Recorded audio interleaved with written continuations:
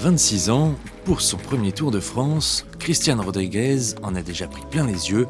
L'Espagnol était dans l'échappée de la première étape, mais les chutes répétées de ces derniers jours ont calmé ses ardeurs. Pienso que está siendo una carrera un poco difícil, ¿no? El tema de las llegadas son bastante peligrosas, hay bastante caídas, como estamos viendo estos días, ¿no?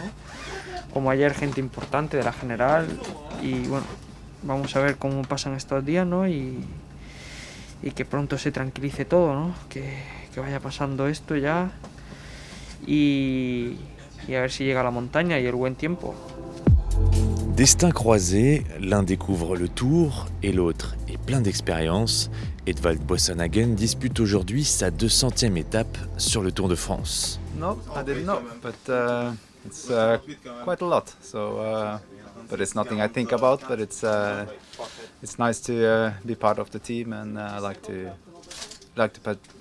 participate in Tour de France, and hopefully we can have a good day and get a good result for the team. Cette expérience, il va la mettre à profit aujourd'hui. Si tout se passe comme prévu, c'est lui qui disputera le sprint. Yeah, it's going to be a nice day, and I'm looking forward to go for the sprint. And I've been studying the route, so and I also did the final in 2015, so I kind of know a little bit of it, and yeah, it's going to be exciting.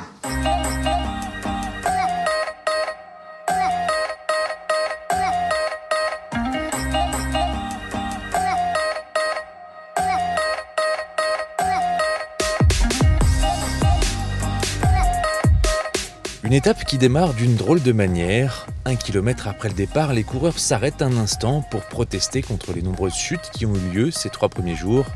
Puis l'étape reprend son cours et 2 coureurs prennent rapidement un avantage sur le peloton. Mais comme prévu, l'issue finale de l'étape s'oriente vers un sprint. Le peloton prend en chasse Bren Van Moer, le rescapé de l'échappée qui se fait rattraper à quelques mètres de la ligne par le vainqueur, Mark Cavendish. Edvald termine 24e. Next time I'm do better. Merci. Thank you very much. Merci. No, merci.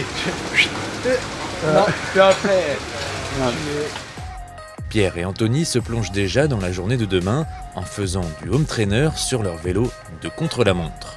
Autant faire un peu de home trainer en préparant la position de demain qu'on va devoir tenir sur tout le chrono. Puis là ça fait tourner les jambes et puis ça fait du bien quoi. Parce que ça fait depuis le France que j'ai pas touché le vélo de chrono, donc ça fait pas de mal de le reprendre. Demain, les coureurs s'élanceront autour de Laval pour une boucle de 27 km, une étape qui devrait figer pour quelques jours le classement général.